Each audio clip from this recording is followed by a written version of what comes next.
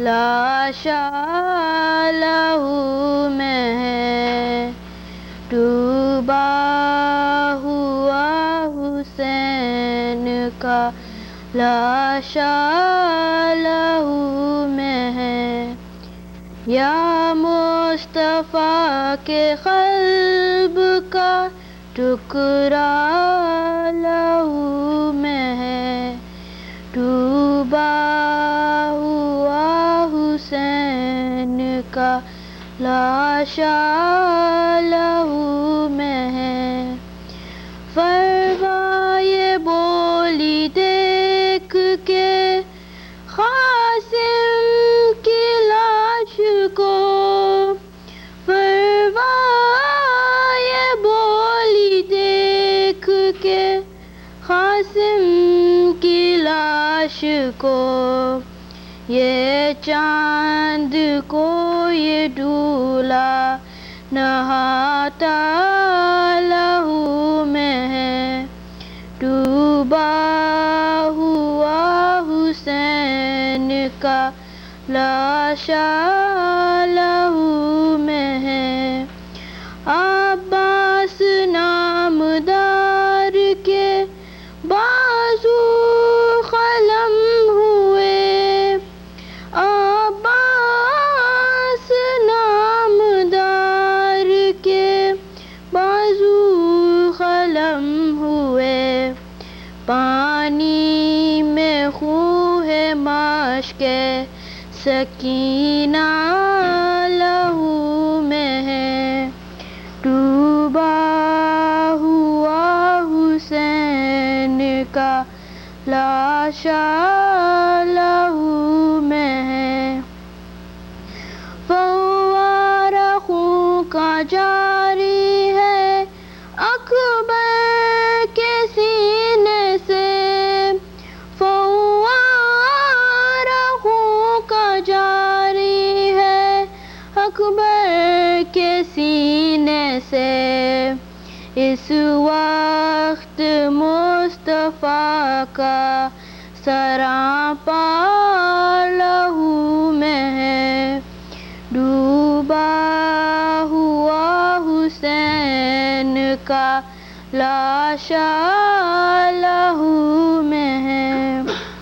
क्यों बेखता पे जुल्म किया तूने हुर्मुला, क्यों बेखता पे जुल्म किया तूने हुर्मुला। नन्हा सा चांद बानों का डूबा लहू में है डूबा हुआ हुसैन का लाशा लहू में है। आले नबी के खून से नहाया है इस तरह, आले नबी के खून से नहाया है इस तरह। हर असलहा नीनों का बीगा लहू में है डूबा हुआ हुसैन का लाशा लहू में है। या मुस्तफ़ा के क़ल्ब का टुकड़ा लहू में है। सलवात।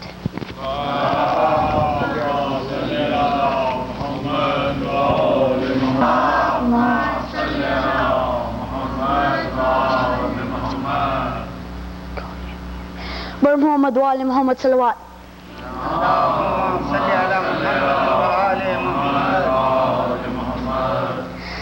आवाज़ दो शबी है पैगंबर कहाँ हो तुम,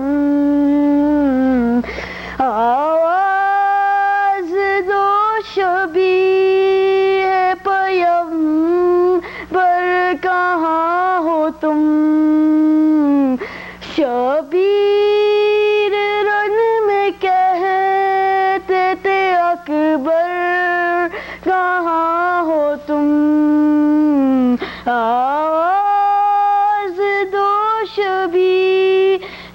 पैगंबर कहाँ हो तुम, जैसे धुआं धुआं निगाहों के सामने, जैसे धुआं धुआं है निगाहों के सामने, कैसे करूं तलाश में क्यों कर, कहाँ हो तुम, आवाज दो शबी है पैगंबर कहाँ हो तुम, शबीर रन में कहते थे अकबर कहाँ हो तुम,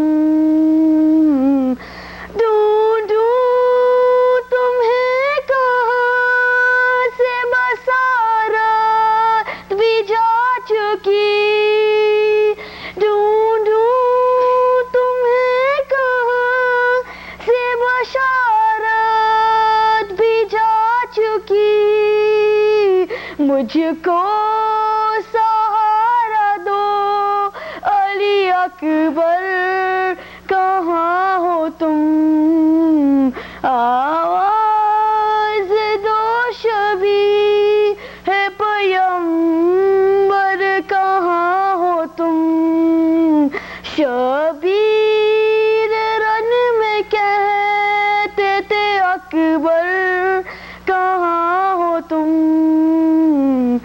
खैमों से आ रही है सदा शोर रोशन की, खैमों से आ रही है सदा शोर रोशन की, ज़ैनब निकल न जा ये खुले सर कहाँ हो तुम, आवाज दो शबी है पैगंबर कहाँ हो तुम, शबीर रन में कहते थे अकबर कहाँ हो तुम, दिल में तुम्हारे दीद का अरमान लिए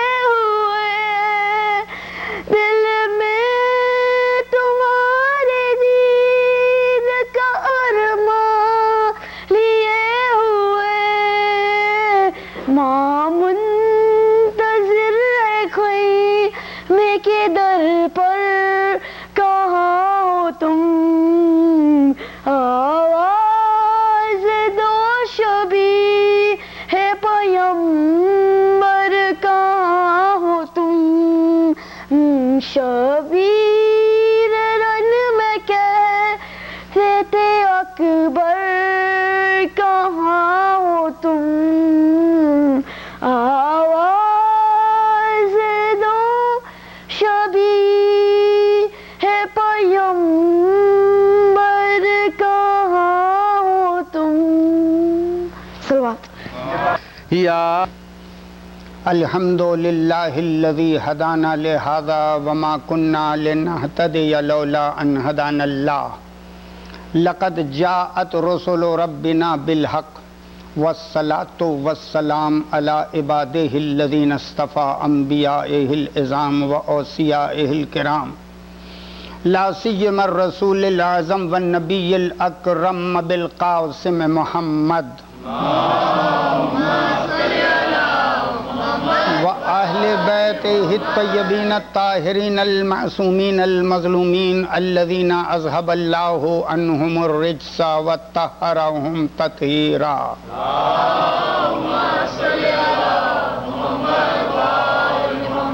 All praise be to Allah, the Beneficent, the Merciful.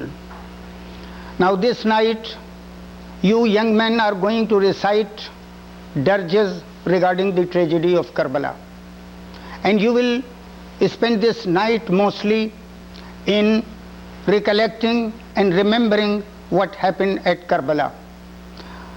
I would like to tell you something about this greatest and the noblest sacrifice which was presented by Hazrat Imam Hussain alayhi salam on the battlefield of Karbala to save the future of humanity. I will be as brief as possible, and especially I am addressing young people so that they may understand the importance and the significance of Muharram. The religion of Islam is the religion of Allah subhanahu wa ta'ala. When Allah subhanahu wa ta'ala created man, He sent His prophets to guide the human being as to how they should live their lives. These prophets who came from Allah taught the human beings the way of life, the method of worship, the realities of this life and the realities of the universe, and they warned human being of the hereafter, that if someone does not obey the commandments of Allah, he will have to face eternal torture in hell, and if he obeys the commandments of God, he will be sent to paradise where he will live ever after in bliss and happiness. Every prophet who came to this earth, he taught the human beings about the right path, told them about the way of worshipping Allah and how should this life must be led, what should a man do and what a human being should not do. The last prophet who perfected our religion and who gave us the perfect and the lasting book of guidance was our prophet Hazrat Muhammad Mustafa sallallahu alaihi wasallam. His prophethood completed the religion. His prophethood perfected the religion. And during the 23 years of his ministry, of the period of his prophethood, he taught human beings how to behave themselves, how to worship Allah, what were the commandments of Allah, what are the do's and don'ts of Allah, and how to live like a noble and highly cultured human being. When this education was perfected, Hazrat Muhammad Mustafa left this world, sent blessings to Muhammad and Ali Muhammad.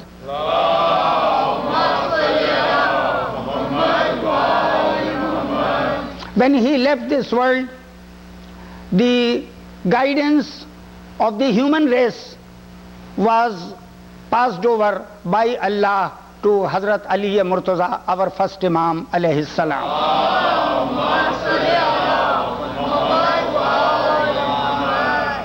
However, certain political events took place, and it happened that after about 60 or 70 years, a man by the name of Yazid took the throne of the Islamic kingdom.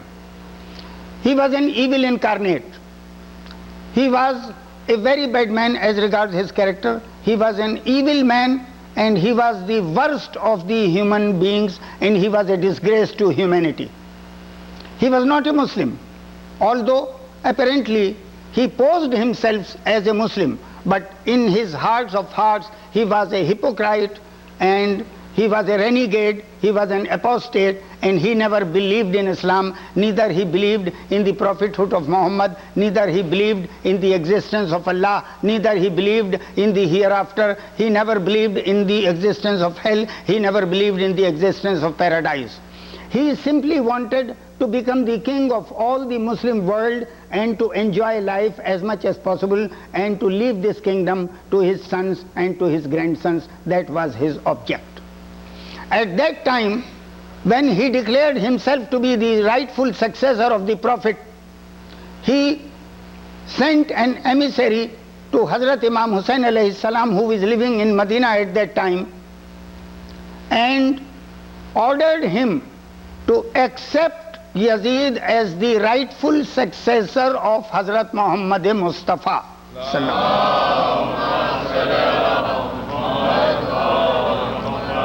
Now Hazrat Imam Hussain alayhi salam was an Imam ordained by God. The office of Imamate was designated to Hazrat Imam Hussain by Allah subhanahu wa ta'ala. He was sinless and he was infallible.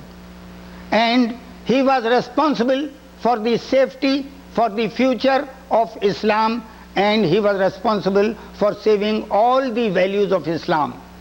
It was simply impossible and out of question for him to accept the challenge, to yield to the challenge of Yazid. He refused to accept him as the rightful successor of Hazrat Muhammad Mustafa.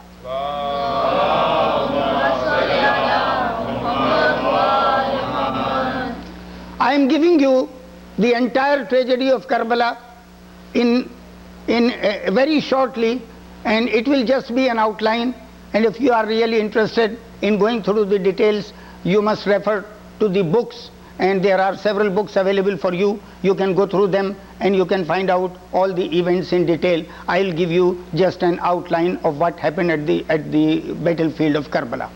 Hazrat Imam Hussain refused to accept Yazid as the rightful successor of Hazrat Muhammad Mustafa.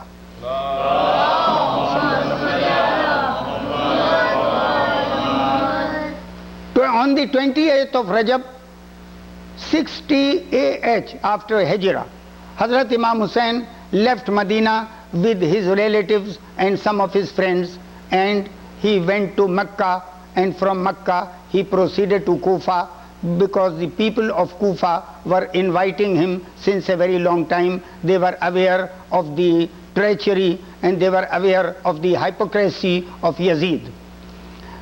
People of Kufa never wanted Yazid to be the king of Islam, because they knew that Yazid was an evil man, a man of a very bad character and an evil incarnate. Therefore, they invited Hazrat Imam Hussain alayhi salam to be their leader, to be their imam, and to guide them in matters of religion. They wrote several letters to Hazrat Imam Hussain alayhi salam, and the number of these letters runs into hundreds and hundreds. At last Hazrat Imam Hussain left Medina, went to Makkah, and from Makkah he proceeded towards Kufa, so that he may guide the people of Kufa and he may act as their imam and as their leader as per their request. When Yazid came to know that Hazrat Imam Hussain has left Medina and is proceeding towards Kufa, he at once gave orders to his armies to surround Hussain from every side and to stop him from going to Kufa.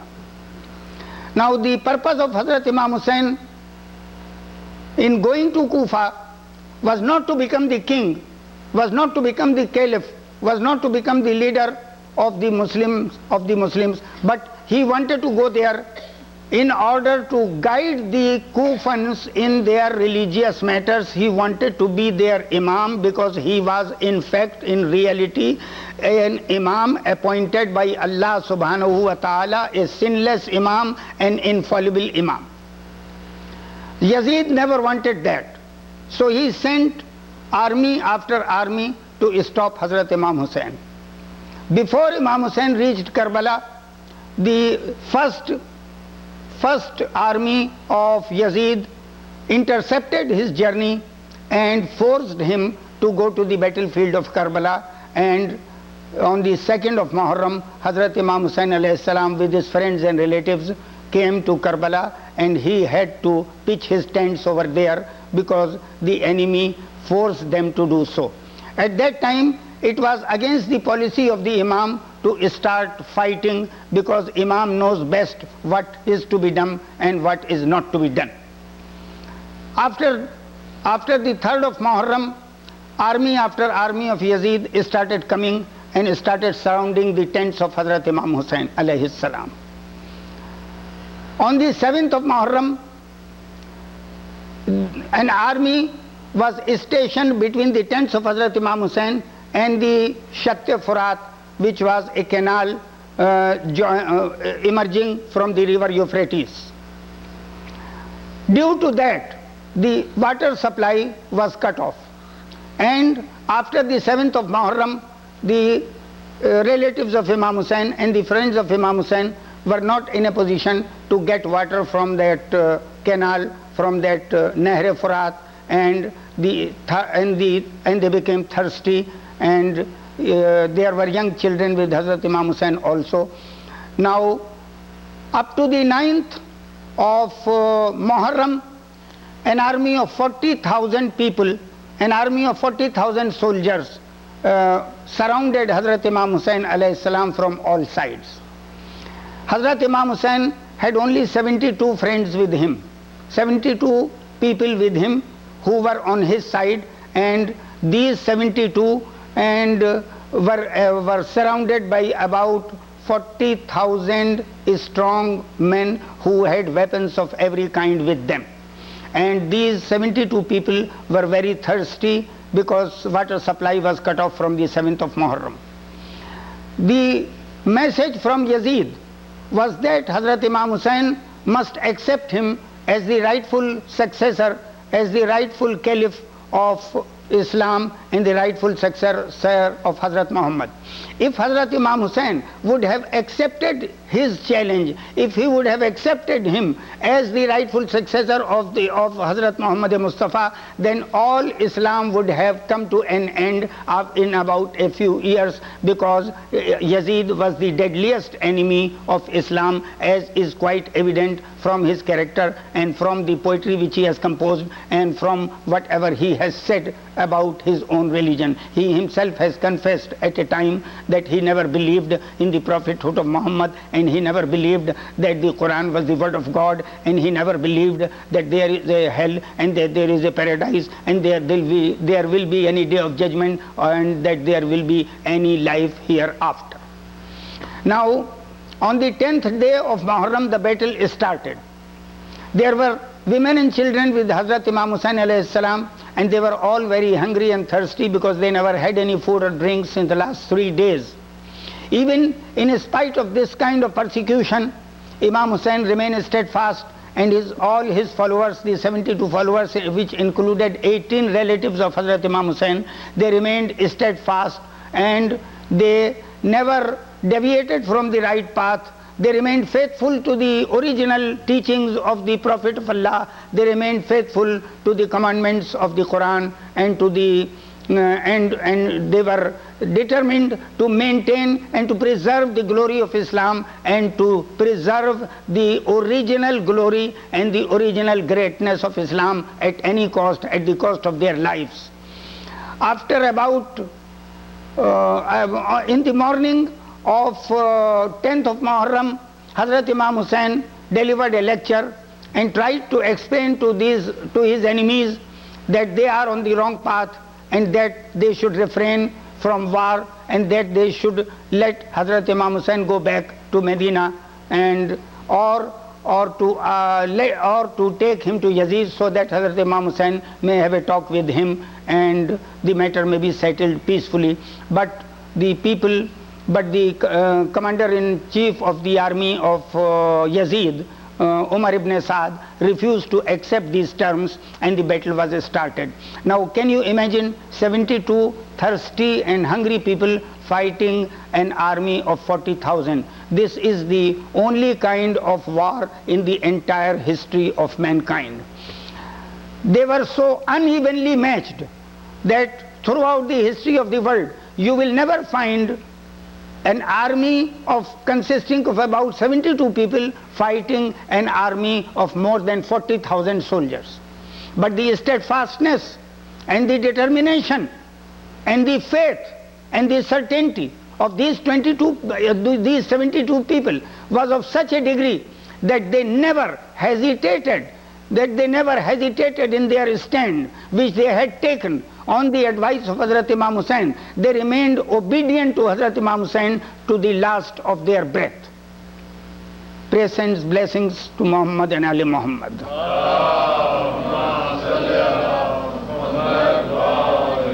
The battle started.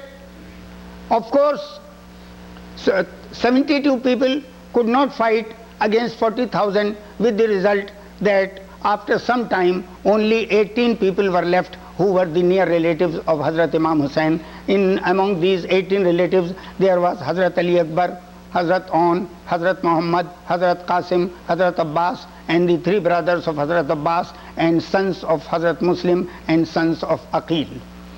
After, when there were only 18 people, they continued to fight, and one after one met his martyrdom, with the result that now Imam Hussain alayhi salam was left alone, and all his army of 72 soldiers, they became martyrs, and they laid their lives in the way of Allah. They sacrificed their lives to save Islam. They sacrificed their lives to save the glory of Islam. And the last soldier which was brought out from the tents of Hazrat Imam Hussain was a 6-month-old infant, Hazrat Ali Asghar. Imam Hussain brought Hazrat Ali Asghar alayhi salam into the battlefield on his hands and showed this young infant to his enemies and told them that this young infant never had any drop of water since the last 3 days, and for the sake of humanity some water must be brought to him so that he may live. But the answer to this demand, which was justified, was given in the form of an arrow. An archer shot an arrow which pierced the throat of this young infant of 6 months, and Hazrat Ali Asghar, the last martyr of Karbala, died on the hands of Hazrat Imam Hussain. Now Hazrat Imam Hussain was left alone, all alone, and now he started fighting in the way of Allah, in the name of Allah, in order to save the human life, human dignity, in order to save the glory of Islam, in order to save the original teachings of the Prophet, in order to save the teachings of the Holy Quran, so that the true values and the true identity of Islam may remain intact and may not be wiped away from the earth. Now, after fighting bravely for about 2 hours, Hazrat Imam Hussain became very wounded, so wounded that historians have said that he had about 1,000 wounds on his body. When the time of the prayer of Asr came, Hazrat Imam Hussain got down from his horse, dismounted from his horse, and started praying the prayer of Asr, the mid-afternoon prayer.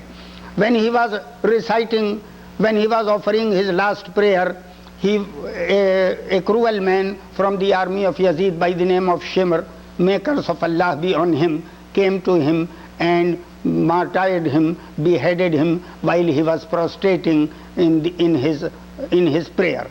So ended the army of Hazrat Imam Hussain, and so Hazrat Imam Hussain alayhi salam offered the sacrifice of his life in the way of Islam and saved the values of Islam forever. And even after 1300 years, we still can see that Islam is spreading far and wide. 60 years ago, there was not even a single Muslim in North America or South America, but by the grace of Almighty and due to the great sacrifice and noble sacrifice offered by Hazrat Imam Hussain on the battlefield of Karbala, today we are seeing that in North America there are thousands and thousands of Shias and Muslims, and inshallah, if God so wills, the number of Muslims increasing in the world, because this religion is the final religion of the mankind, and humanity cannot remain without Islam. A day will come when our 12th Imam, who is in occultation, will appear, and then Islam will be the rule of the world. Islam will become the religion of all the world. This is a brief account of the tragedy of Karbala which I have narrated, and now I will invite you that if you have any questions regarding this tragedy of Karbala, simple questions, then you are at liberty to put those questions to me. I will try my best to answer you and to convince you about your doubts and answer your questions. Blessings on Muhammad and Al Muhammad, please.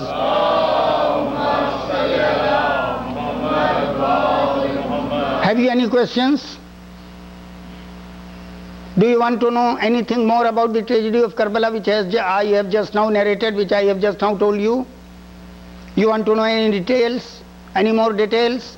Are you interested in any part of this tragedy? Are you curious about anything which happened in Karbala?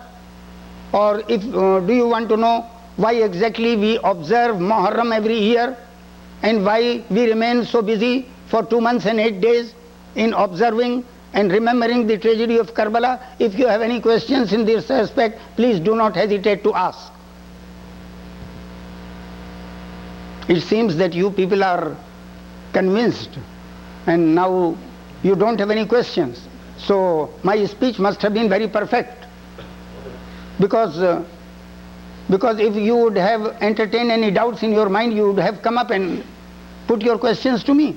But as I gather that yes, come on, don't hesitate. You want to ask some question? Come up, come forward, come over here. I am here to answer you. Don't feel shy. Come over here. Why do we beat our chest and do math? Let the children ask the question. You are not among them. I'll answer your question, of course. But if there is any young man, if any young man wants to ask any question, his age is not that much. He's only taller person. All right. What's your question? Let me know. Come on. Where did math originate from? Why do we beat our chest and do math? Yeah? Why do we do math? It's an expression of our grief, because the martyrs of Karbala and the people who were on the side of Hazrat Imam Hussain, the ladies and the children and the friends of Hazrat Imam Hussain were tortured in every way. Our matam means that we are on the side of Hazrat Imam Hussain and we are expressing our grief, we are expressing our resentment, we are expressing that we are not happy with what happened at Karbala. We are expressing that we are friends of Hazrat Imam Hussain. We are expressing that we follow the true and the real and the original teachings of Islam. This is a way of our expression of grief. Every sentiment, every emotion has a way of expression.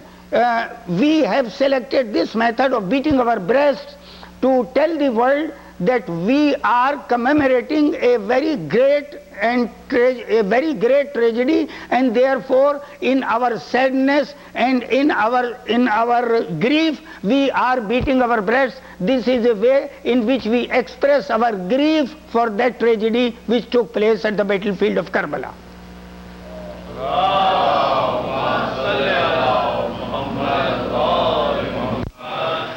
Yes. Why did we find that the ladies in prison, like, why did we finally release them? Why did we let them go? The ladies in prison. Because he was, as I have already told you, he was one of the most evil-minded men in the world. No, why did he release them afterwards? Why? Why did he let them go? Oh yes, that I will tell you. It is a good question. It's an intelligent question. They were imprisoned. They were kept in the prison of Damascus. That prison is still there. That prison is still there. Now they were imprisoned in the prison of Damascus. But it so happened that after some time, the 4-year-old daughter of Hazrat Imam Hussain, Janab Sakina, Shahzadi Sakina Salamullah Alaiha, died. When this news came to the citizens, when the citizens of Damascus came to know about the death of a 4-year-old daughter of Hazrat Imam Hussain, they got up in revolt against Yazid. And they surrounded the palace of Yazid. And they forced him to release the prisoners. They said that this is the end, there should be an end to tyranny and persecution. Yazid has done a lot of persecution and a lot of tyranny. Now this kind of tyranny and this kind of oppression and this kind of persecution can no longer be tolerated by the people of Damascus and by the people who have some humanity left in them. He was afraid that if he does not release the ladies, his kingdom will be in danger and these people will become rebellions, they will raise against him in revolt, and therefore he was afraid of that and he released the ladies from the prison.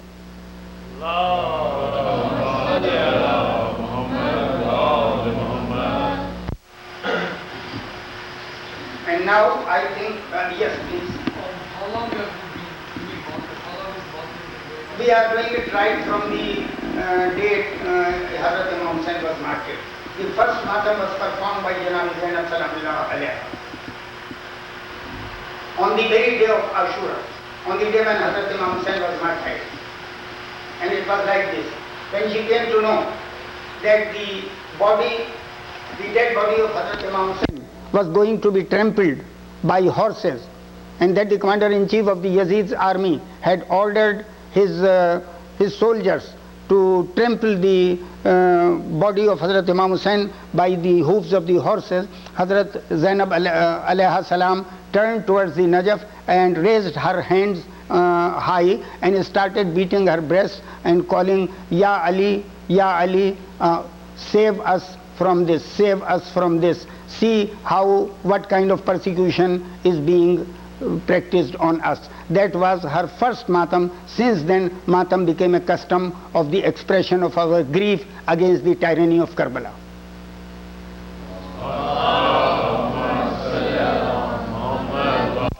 And now I think that you young men must start your Shabedari and start reciting your dirges, which means no heart, eulogies. Thank you for listening to me.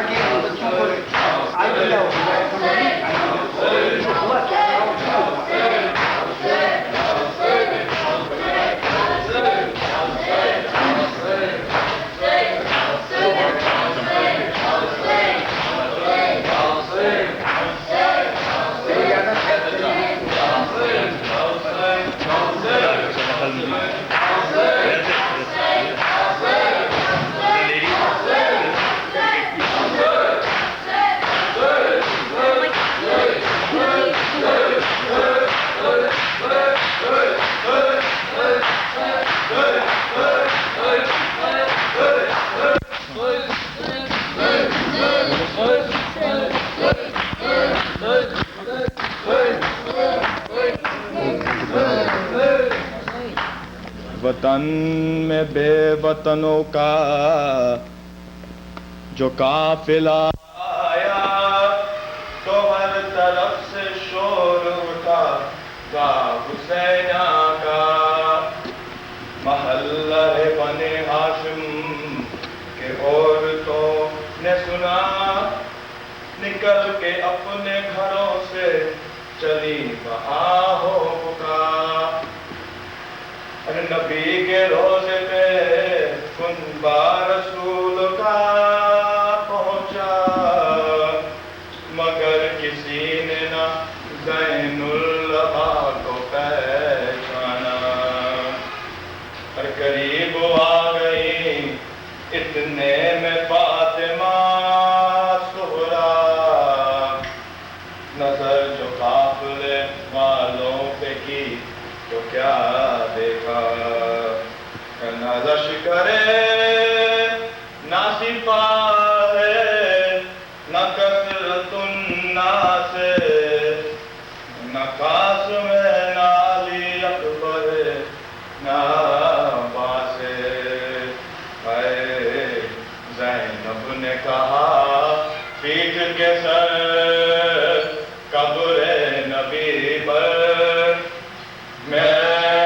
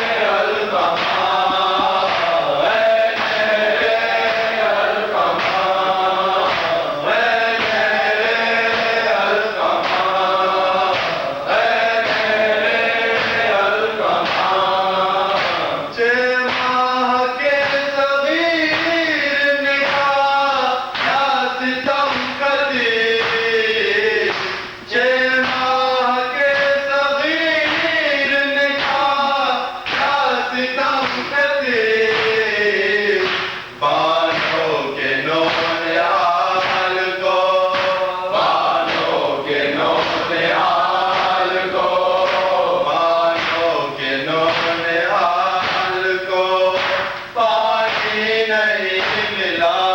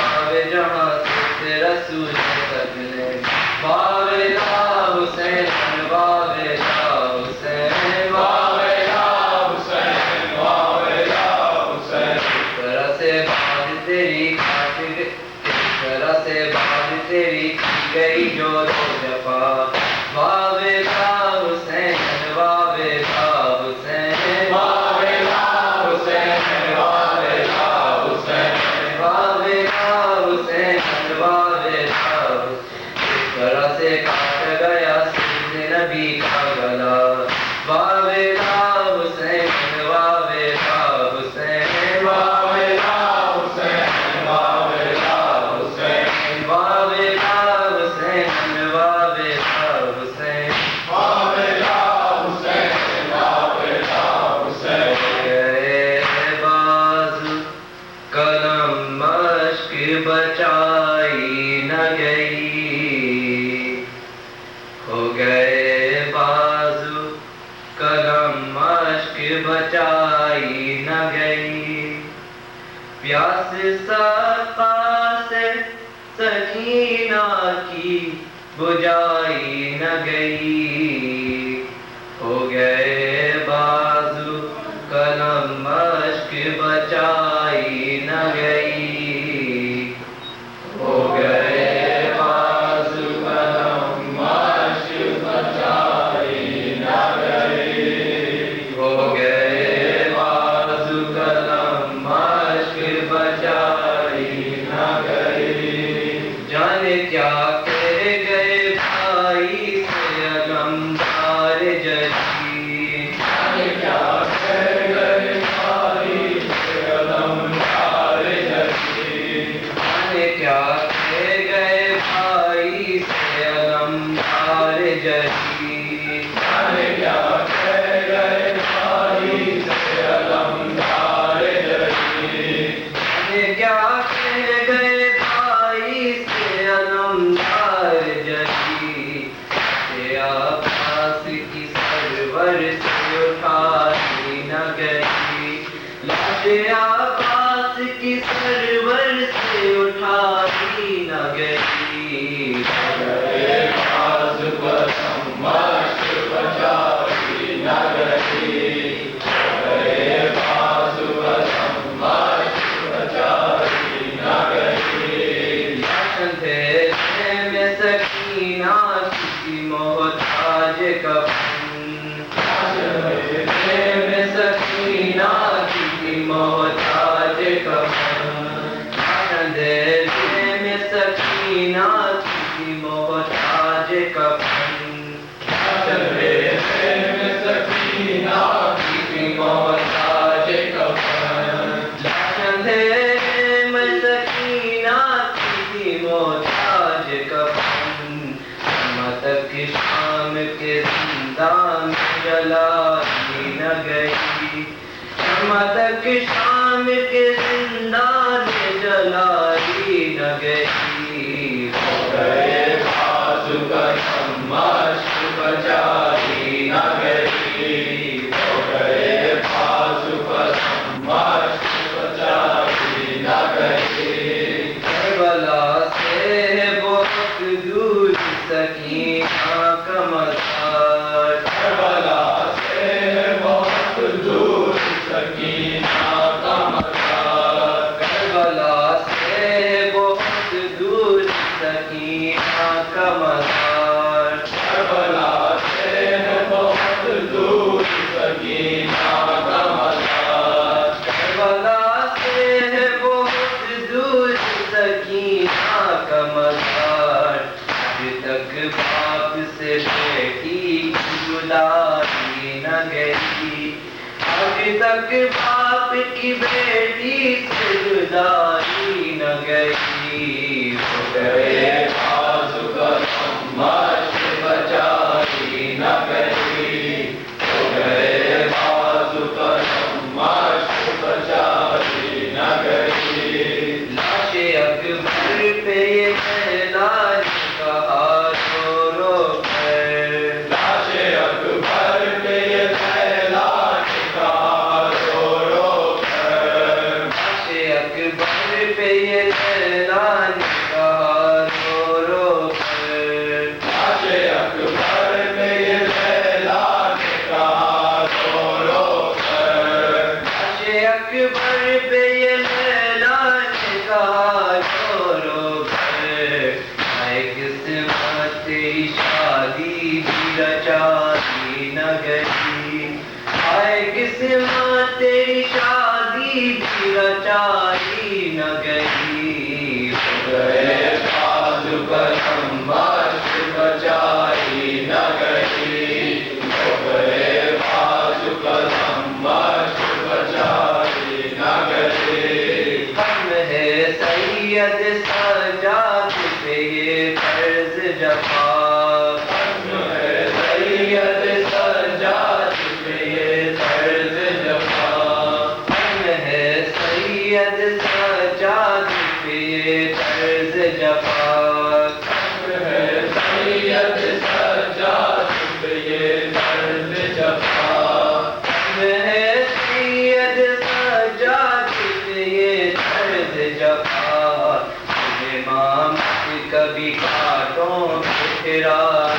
न गई, मामत कभी काटों पे राखी न गई, बाजू कलम माश बचाती न गई, बाजू कलम माश बचाती न गई, क्या कह गए भाई से अलमदार जली, क्या कह गए भाई से अलमदार जली, क्या कह गए भाई से अलमदार जली, क्या कह गए भाई से अलमदार जली, क्या कह गए भाई से अलमदार जली, तेरा पास की सरवर से उठाई न गई,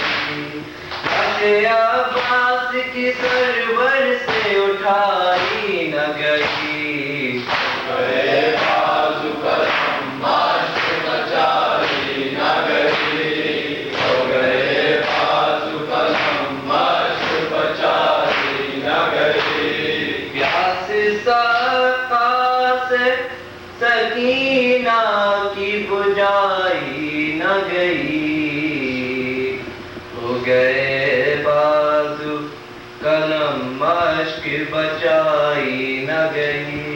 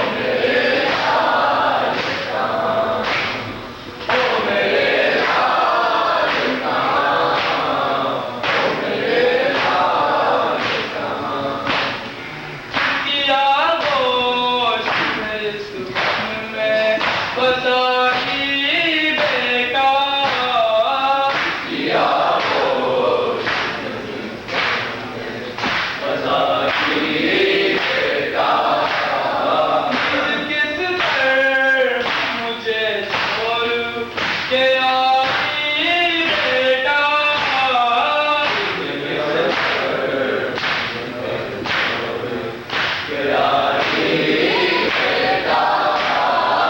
माँ को भी पास बुला लो वही सोता हो जहाँ हो मेरे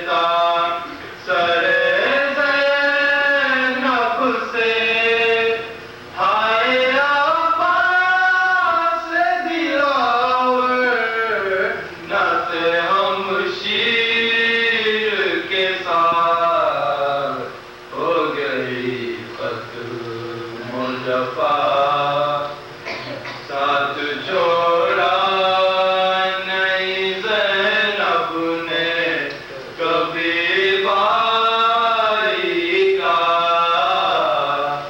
साथ छोड़ा नहीं ज़ैनब ने कभी भाई का।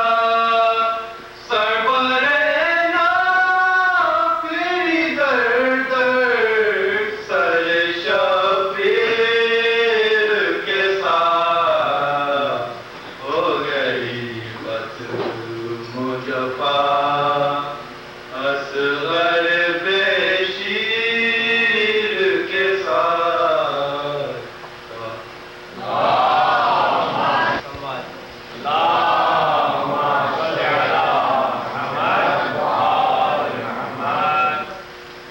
ज़ैनब कहा पाके कदमों से लिपट कर, अब आए हो बाबा। ज़ैनब ने कहा बाके कदमों से लिपट कर, अब आए हो बाबा। जब लुट गया परदेस में अम्मा का भरा घर, आए जब लुट गया परदेस में अम्मा का भरा घर, अब आए हो बाबा। ज़ैनब ने कहा बाप के कदमों से लिपट कर, अब आए हो बाबा।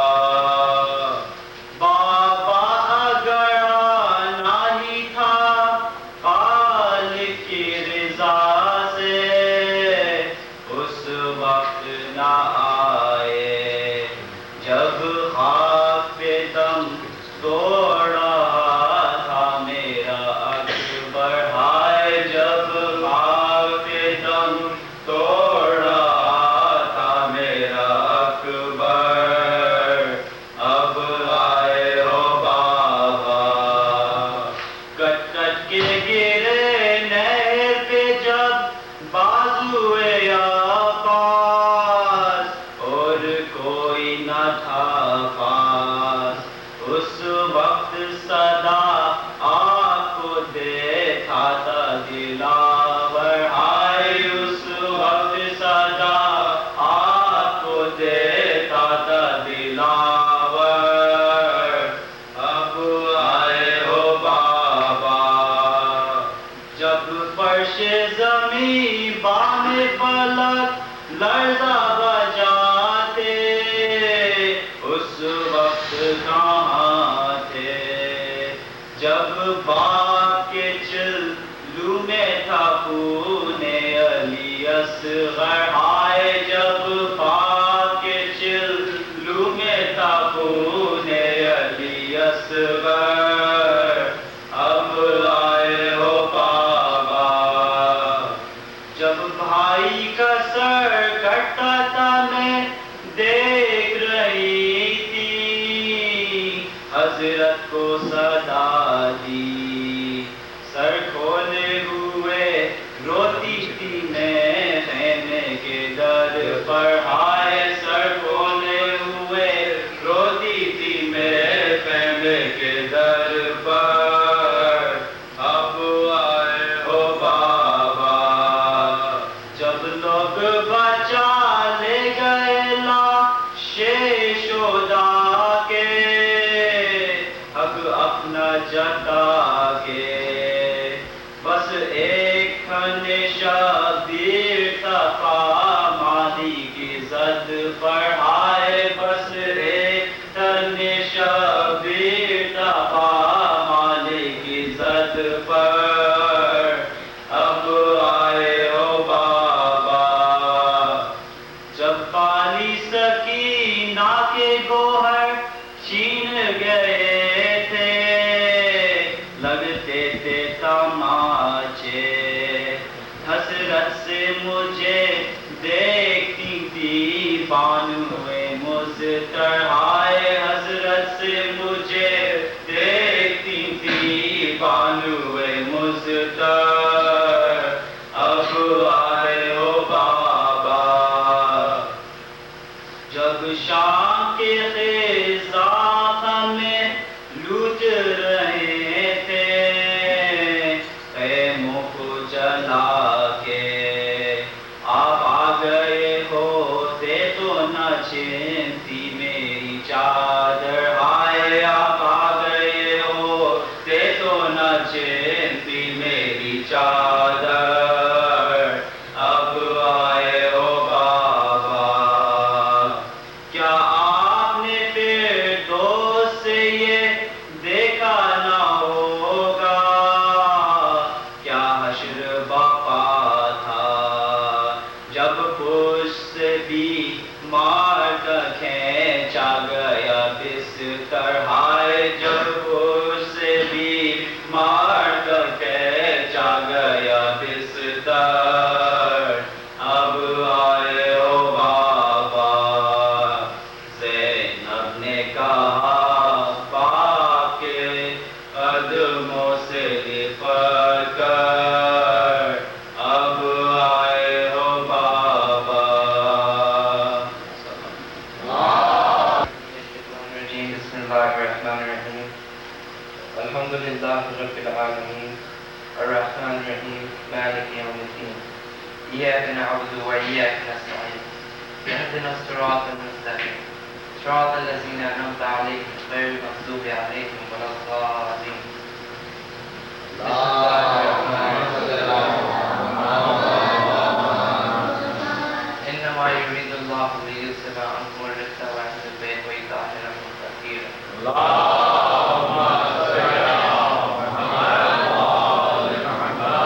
In the name of Allah, the most beneficent, the most merciful. Assalamu alaikum, my brothers. Today I would like to discuss with you the topic of sacrificing patience and how these two qualities interrelate. Salwan.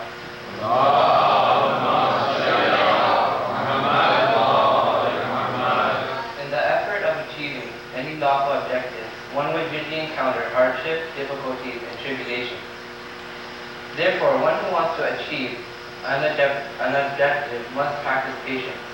Patience is a quality of undergoing hardships that fall on a person when striving to reach a lawful goal. Patience is very important for success in achieving any aim. It is a great virtue of human character, for without patience, a person cannot do anything. Patience is regarded as the root and basis of all other virtues. Allah has praised patience and patient people in the Quran numerous times. Therefore, an ideal Muslim should always try to exercise this precious virtue and prove himself or herself to deserve these praises in the Quran. Most surely, Allah is with the patient. Salawat.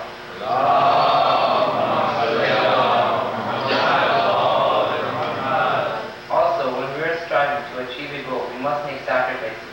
Islamically, sacrifice means to give up anything physical or non-physical for the love of Allah. An example of a physical sacrifice is when we slaughter a goat at Hajj in the name of Allah. A supreme sacrifice for a true Muslim is that he may sacrifice his own life by being a murderer. Now I will tell you the stories of two great prophets, Hazrat Nuh to display the quality of patience, and the story of Hazrat Ibrahim to display the quality of sacrifice. Salawat.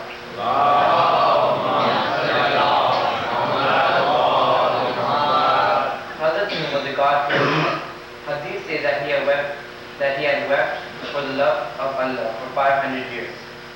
Traditions say that he was born 126 years after the death of Hazrat Adam, and that there were 10 prophets before him. Hazrat Nuh had lived for 2,000 years. He had spent approximately 800 years before his declaration of prophethood, and 900 years after, preaching and guiding people. When preaching to the people of one Allah, he was thrown stones at him. And at the end of the day, he used to be buried with the stones. And the angel Jibreel would come down from heaven and remove the stones from his body, and touch the feathers of his wings, to soothe the pain and heal the wounds. And the next morning, he would once again start to preach because he was patient. 900 years had passed like this, and the Prophet became downhearted. He prayed to Allah to send down a curse upon the people, and consequently all the women became childless, their cattle died, and their gardens and fields dried up. Nuh would tell them to repent for their sins and believe in Allah, and that he would release the curse, but they did not listen. They continued to worship their idols and other wrong things. Nuh had completely lost hope. Allah had ordered him to build a large ark, and he did according to Allah's command. The boat took 200 years to complete, and when finished, Hazrat Nuh had an ark 1,200 yards in length and 800 yards wide. The height of the boat was 80 yards and had 3 stories. When it was ready, Hazrat Nuh called all the animals and his fathers onto the boat, which is now commonly called Noah's Ark. In the ark were his 3 sons, their 3 wives, and his own wife, and 72 followers. When all animals and followers were on board, water began to flood the whole world, and the sun got eclipsed, and rain was falling in large quantities from the sky. All the disbelievers in the world were flooded due to the wrath of Allah. Even one of Noah's sons, whose name was Canaan, was not spared, as he was a disbeliever. The verdict that we learn from this story is that when we are striving to reach a goal, we should be patient.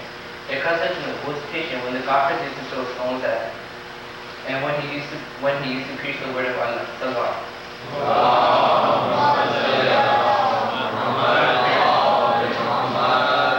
The perfect example of a prophet who practiced sacrifice was Hazrat Ibrahim, who was brought up among the people who worshipped idols, the sun, the moon, and the stars. When he was grown up, he used to preach that all these things were not God, and that there was no God but Allah, who was one and just and non-materialistic. Once on a festival day, all the people had gone out of town. Ibrahim had went into the temple and had broke all the small idols in the temple with his uncle's axe. He then put the axe on the shoulders of the biggest idol. When the people of the town had got back the next day, they had seen that all the small idols had been broken. One of the men had said that it was probably done by Ibrahim because he used to speak ill of their idols. The people of the town had went to Ibrahim's house and had gathered around his house. They called Ibrahim out of his house and asked him who had broke all the small idols. Ibrahim replied, "It was probably the greatest of the great," meaning the big idol, since he had the axe on his shoulder, and that they could go ask him since he was God. The people stayed quiet because they had known that the idols could not speak. Then they had taken Ibrahim to the king, whose name was Namrud, so that he may punish him. Namrud had decided the proper punishment would be to burn Hazrat Ibrahim alive by using a double plank and throwing him into a large fire. A big fire was prepared, and Hazrat Ibrahim was made to sit in the lever plank, which was ready to throw him in the middle of the fire. The plank was released, and Hazrat Ibrahim went flying into the air. When Hazrat Ibrahim was in the air, some angels approached him for his help, but he refused and said that he needed help, but not from them, but from Allah. Thereupon, Allah ordered the fire to cool down to such an extent which would be pleasant to Hazrat Ibrahim. For 3 days, Hazrat Ibrahim sat in the fire and prayed to Allah, thanking him for his help. Namrud was watching this from his high palace, and when Ibrahim came out of the fire, Namrud accepted him as a prophet, and Allah has restored. Salawat.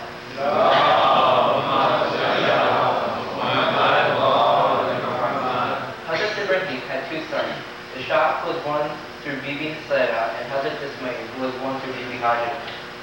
When Ismail came of age, Allah ordered him and his father, Hazrat Ibrahim, to construct the foundation of the Kaaba. Hazrat Ibrahim loved his son Ismail very much. Allah had decided to test the love of Ibrahim for himself. Hazrat Ibrahim had seen a dream that he was sacrificing his son in the name of Allah. When he saw this dream for 3 nights continuously, he approached his son Ismail and related his dream to him. Hazrat Ibrahim said to his father that he should act accordingly, and that he should prove himself to be one of the patient ones in the way of Allah. So Ibrahim laid his son face down on the ground and covered his eyes with the cloth, and laid his knife on his son's throat. Then Allah ordered Jibreel to remove Ismail from under the knife and replace him with a ram, and consequently it was sacrificed. When Ibrahim removed the cloth from his eyes, he was grieved, thinking that his sacrifice was not accepted. But then he heard a voice from the sky, informing him that the sacrifice was accepted by Allah, and that Allah was only testing his love for him. This incident is also narrated in the Quran in the 37th chapter, the Ranger, Surah 102 to Ayat 102 to 113. And when he attained to working with him, he said, O my son, surely I have seen a dream that I shall sacrifice you. Consider then what you see. He said, O my father, do then what you are commanded. If Allah please, you will find me of the patient ones. So when he both submitted, he threw him down upon his forehead and recalled him, saying, O Allah, O Ibrahim, you have indeed shown the truth of the vision. Surely thus do we reward the doers of good. Most surely this is a manifest trial, and we ransomed with him a great sacrifice, and we perpetuated to him among the later generations. From this story, we learn about the patience of a great prophet who was ready to sacrifice his own son in the way of Allah.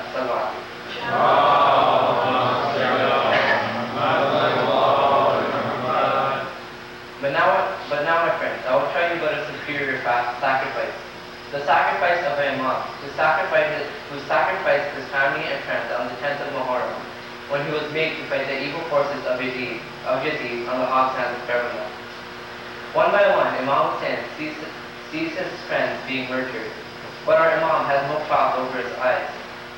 After all the friends of Imam Hussain were sacrificed, Hussain sees the lifeless bodies of his nephews, On and Muhammad alayhi salam. Then the trampled dead body of Hazrat Qasim alayhi salam. Then our Imam sees the lifeless body of his beloved brother Abbas at the banks of the river Faraj, in English, which is called Euphrates. But all this with his naked eyes. No one is left save Imam Hussain and his 18-year-old son, Ali Akbar. Ali Akbar comes to his father and asks for permission to go to the battlefield and to fight the forces of evil. Imam Hussain looked at his son and started to cry. Imam Hussain had lost his grandfather, the Prophet of Islam, when he was small. Imam Hussain loved his grandfather, so Allah had granted him a son, Ali Akbar, who was identical to Rasulullah in many manners. Now this son, Ali Akbar, stands in front of him, asking him for permission to be murdered. Imam Hussain said to his son, O Ali Akbar, you resemble my grandfather, the Prophet of Islam. O Ali Akbar, you walk like my grandfather. O Ali Akbar, you talk like my grandfather. Whenever I used to miss my grandfather, I used to glance at your face and be happy. O Ali Akbar, my dear son, you are the light of my eyes. How can I sacrifice you? How can I let you go? Saying this, the Imam told Ali Akbar to go to his mother, whose name was Layla, to ask her for her permission. So after getting permission from his mother, Ali Akbar goes to his father to send his salam. Imam Hussain tied the amama of his grandfather Rasulullah upon Ali Akbar's head, and the battle belt of his father Imam Ali around his waist. Imam Hussain then helped his son ascend onto his horse.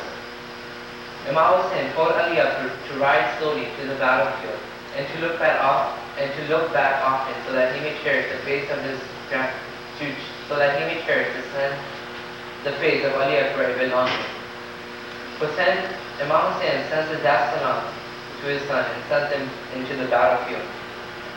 Imam Hussain then raised his head towards the sky and said, Lord, dear son in your way, the one who resembles the most with your Prophet Muhammad. Whenever we did desire to have a view of his holy face, he parted away from us. We used to look at the face of this holy youth. Lord, Hussain has one Ali Akbar, and he has sent to be sacrificed in your cause. Had I any more like him, I would have similarly offered them in your way. When Ali Akbar went into the battlefield, the devil's forces were so much amazed at his resemblance with the Holy Prophet that some of the army had actually thought that the Holy Prophet had reappeared into the world to help his grandson Hussain. Hazrat Ali Akbar then took out his sword and one by one sent the army of the Satan to help. Meanwhile, back in the tent, Imam Hussain tells Layla that the wishes of mothers for their children often become true. and to wish for her Ali Akbar. Layla tells Bibi Zainab and the other ladies in the tents to lift their hands while she wishes for her Ali Akbar.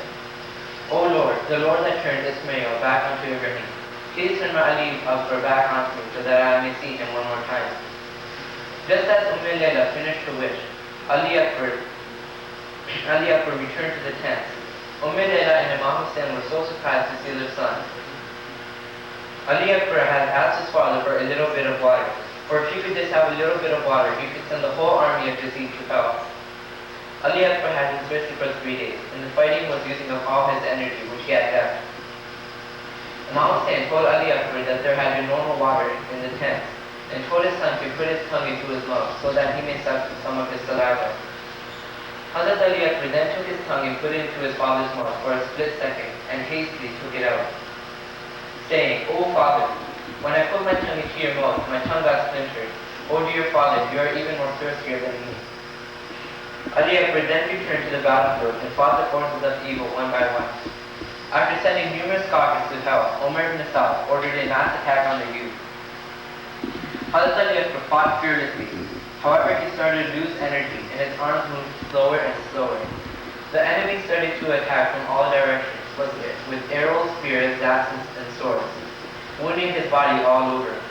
A lance pierced his chest and a fountain of blood sprang from his chest. The horse of Ali Akbar started to run back towards the tent with Ali Akbar hanging out from the horse's neck. When Hazrat Ali Akbar started to fall, the horse caught by a nearby tree. Hazrat Ali Akbar fell onto the ground, calling, Ya Abati, Adrikni, O father, please come and help me. Imam Hussain heard this cry for help and ran onto the battlefield, crying so much that he lost his eyesight. Imam Hussain kept falling onto the hot sand, saying, Ya Ali. He got up and started to run a little, until he fell again. Hazrat Ali Akbar would call him, directing him to his body. This is how Imam Hussain reached his son's body.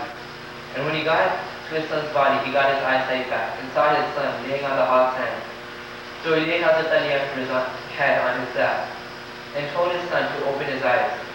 Hazrat Ali Akbar opened his eyes and sent salam to his father.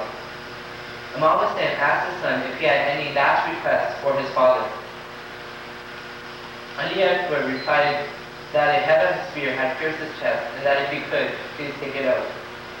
Can you imagine the patience of Imam Hussain? Can you imagine after lifting the bodies of 70 murderers, tired and thirsty, how our Imam took the head of the spear out of his son's chest? Hazrat Ibrahim had taken a cloth to cover his eyes when he was sacrificing to his son. But now Imam Hussain sees his son being sacrificed on the hot sand with his naked eyes. Imam Hussain reaches for his son's chest, wondering how to take out the spear without hurting his beloved son. Slowly Imam Hussain reaches into Ali Akbar's chest and removes the spear. Hazrat Ali Akbar then beats his axe, rubbing his heels on the hot sand of Karbala. Imam Hussain then raised his hands towards the sky and said, O Lord, it would be quite sufficient for your Hussain if you accepted this sacrifice, and if you are pleased with this humble offering. Inna lillahi wa inna ilayhi raji'un.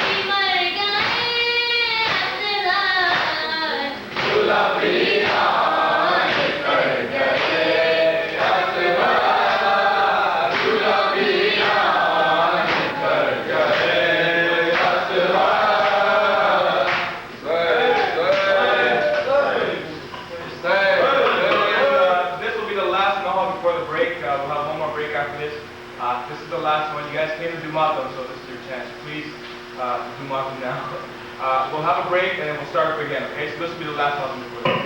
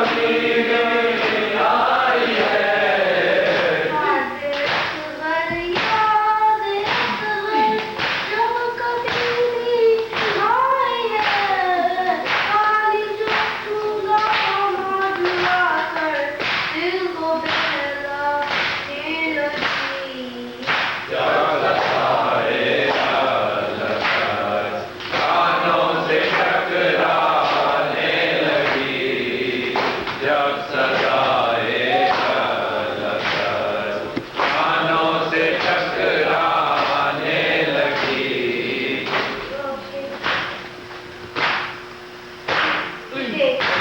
तुम सबसे पहले कौन मालूम कौन पिता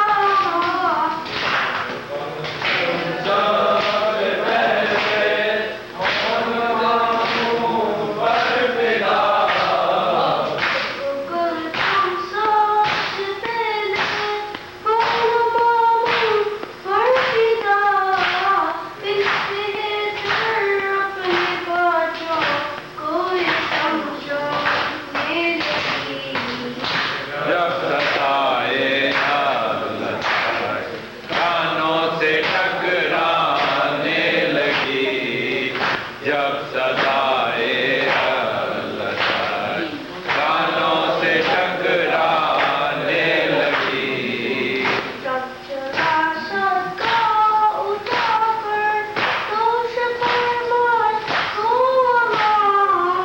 जब चला सका उठाकर दोष फरमाश को अदा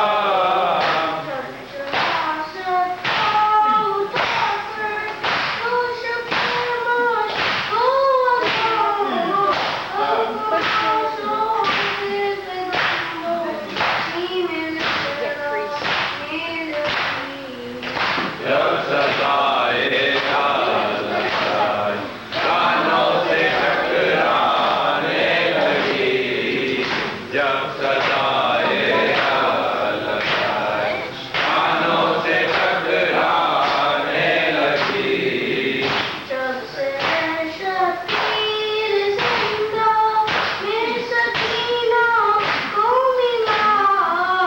जब सरे शबीर जिंदा में सकीना को मिला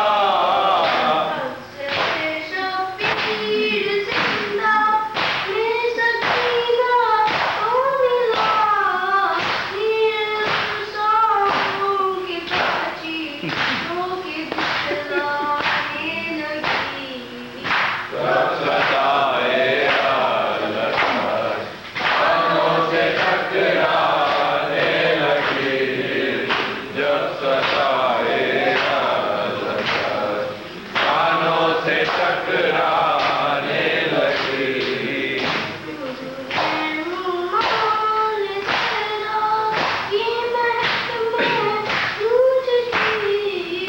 ढूंढने से उमाचाल ठहरा कि महक महसूस की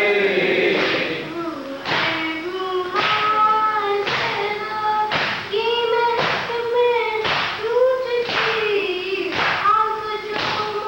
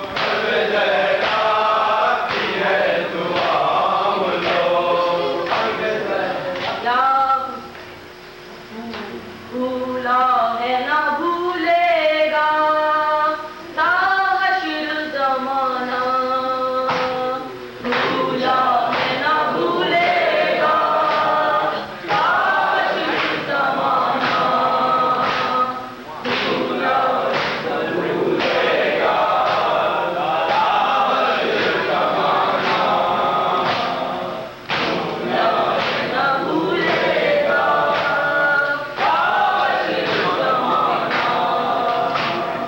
भूला ना भूलेगा ता हश्र ज़माना। दरबार यज़ीदी में, दरबार यज़ीदी में तेरा खुतबा सुनाना, भूला ना भूलेगा ता हश्र ज़माना, भूला ना भूलेगा ता हश्र ज़माना। तेरे पर्दे पे कुर्बान तेरे भाई के सदके आए, तेरे पर्दे पे कुर्बान तेरे भाई के सदके, आता है जिसे दीन पे, आता है जिसे दीन पे हर बार लुटाना, भूला ना भूलेगा ता हश्र ज़माना, भूला ना भूलेगा ता हश्र ज़माना।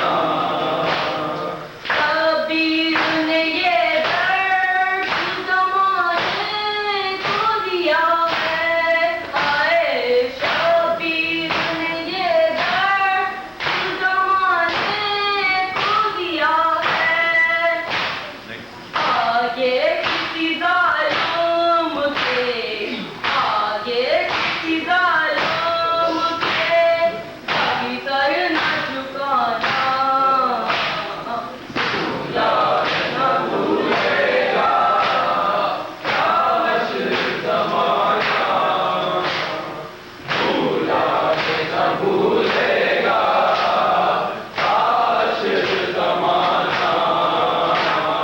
जुर्मल ये तेरा जुर्म कभी छुप नहीं सकता, आए जुर्मल ये तेरा जुर्म कभी छुप नहीं सकता, पानी के वद तीर से, पानी के वद तीर से असगर को सुलाना, भूला ना भूलेगा ता हश्र ज़माना, भूला ना भूलेगा ता हश्र ज़माना।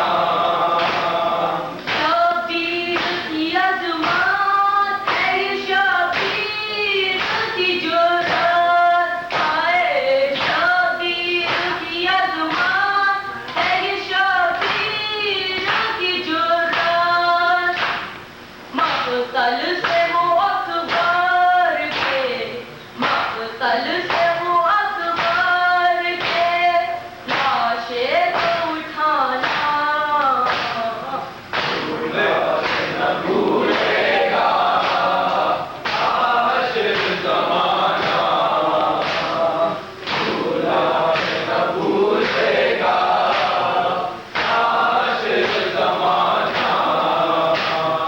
दरबार यज़ीदी में, दरबार यज़ीदी में तेरा खुतबा सुनाना, भूला है ना भूलेगा ता हश्र ज़माना।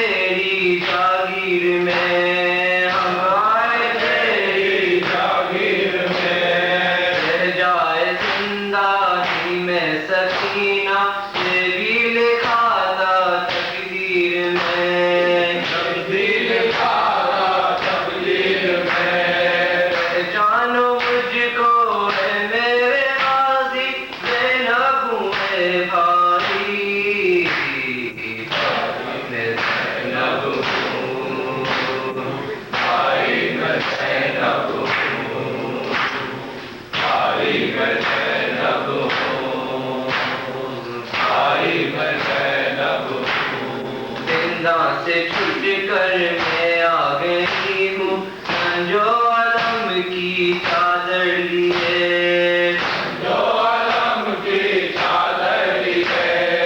हजारों तूफान में गुजरना आँखों में सारे मंजर लिए आँखों में सारे मंजर लिए पहचानो मुझको है मेरे हाजी मैं न भूले भाई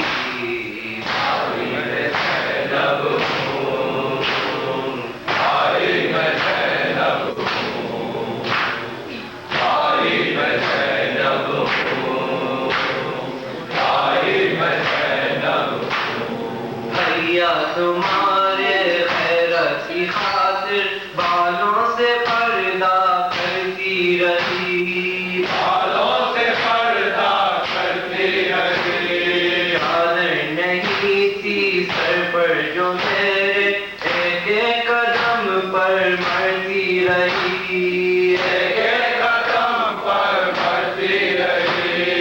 पहचानो मुझको है मेरे गाजी मैं न भूले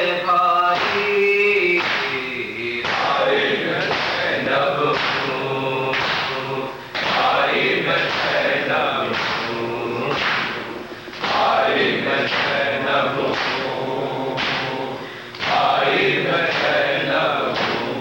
बाजार कूफा से वो गुजरना अहले हरम के सालार का भैया सजाया था अश्किया ने एक एक कोना बाजार का पहचानो मुझको है मेरे हाजी मैं न भूले भाई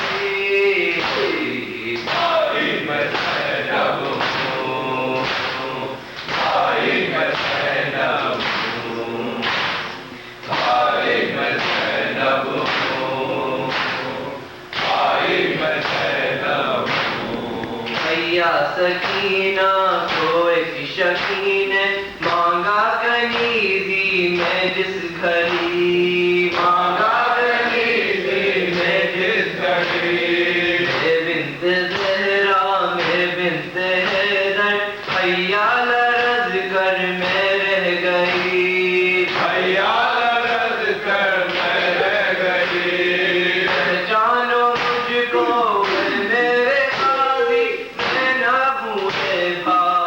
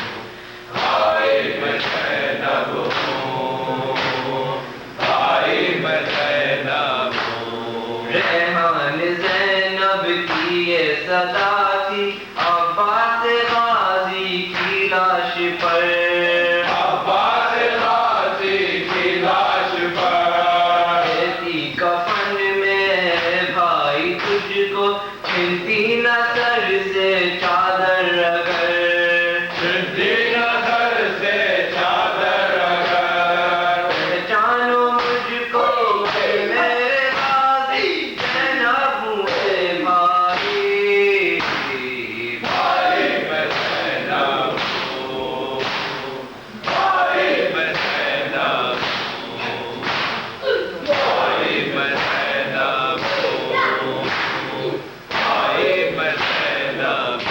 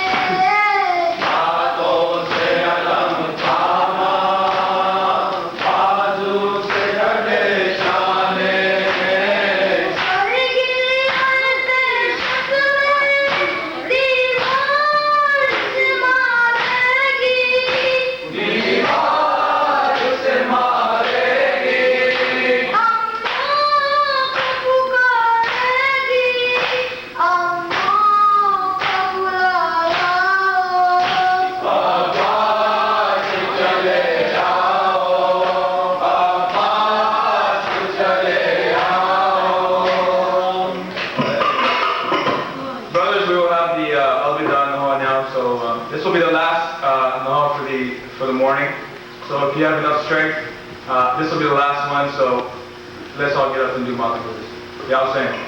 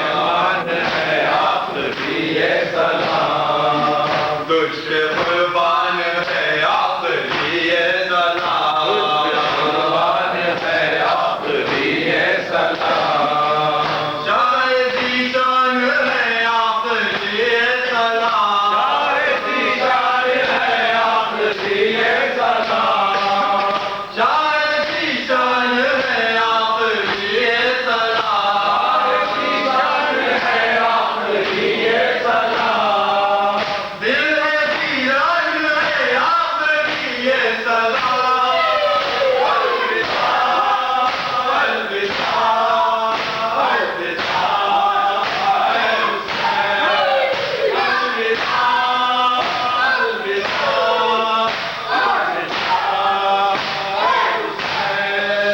अलविदा ऐ हुसैन ऐ हुसैन अलविदा अलविदा ऐ हुसैन ऐ हुसैन अलविदा अलविदा ऐ शहे मशरक़ अलविदा ऐ शहे मशरक़ अलविदा जिंदे मके नूरे अलविदा जिंदे मके नूरे अलविदा जिंदे मके नूरे अलविदा जिंदे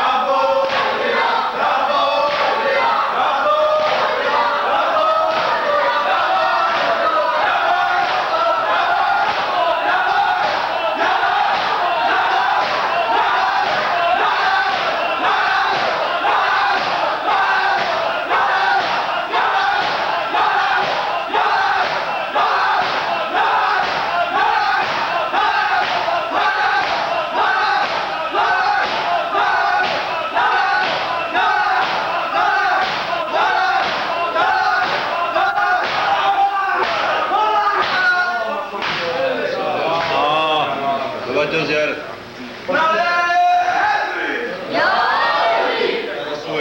अस्सलाम वालेकुम या अब्बाअल्लाह, अस्सलाम वालेकुम या रसूलुल्लाह, अस्सलाम वालेकुम या अमीरुल मोमिनीन व सय्यिदी वसीयीन, अस्सलाम वालेकुम या फातिमत ज़हरा सय्यद निसाइल आलमीन, अस्सलाम वालेकुम व रहमतुल्लाहि व बरकात, अस्सलाम वालेकुम या गरीबुल गुरबा, अस्सलाम वालेकुम या मुइनुल ज़ाक़ाए वल फ़ुक़राए, अस्सलाम वालेकुम या अनीस नफूस, अस्सलाम वालेकुम मरफून दियार से तूस, अस्सलाम वालेकुम रहमतुल्लाहि व बरकात, अस्सलाम वालेकुम या साहब असर ज़मान अलमान अलमान अलमान, अस्सलाम वालेकुम या खलीफतुर रहमान, अस्सलाम वालेकुम या मामन से वजान, अस्सलाम वालेकुम या शरीकुल कुरान, अस्सलाम वालेकुम या दाफिजुन वल अदवान, अज्जलल्लाहु तआला फरजक वसहलल्लाहु तआला मखरजक व ज़हूरक, अस्सलामु अलैकुम व रहमतुल्लाहि व बरकातुहू।